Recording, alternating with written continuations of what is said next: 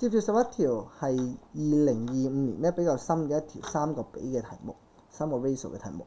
咁同你講呢3個比等於11比15比10啦。咁最簡單，我哋先寫翻就會寫成 A 加 3B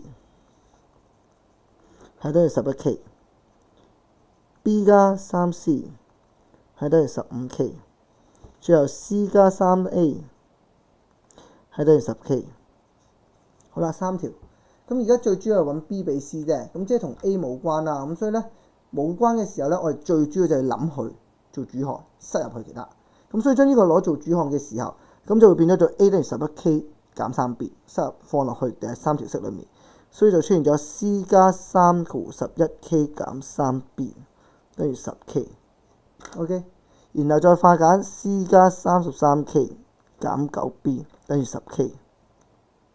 最後呢度就會化咗 C 減 9B， 然後呢度移翻個負 23K。OK， 咁咧就出現咗呢度一式，呢度二式啦。OK， 個 K 咧就唔使理佢嘅，因為倍數嘅啫。咁比例約咗佢嘅，最後都可以。咁所以啦，聯立方程嘅時候，你就會計得到 B 咧係等於3，而 C 咧係等於4。咁所以答案咧就會 C 3比4啦。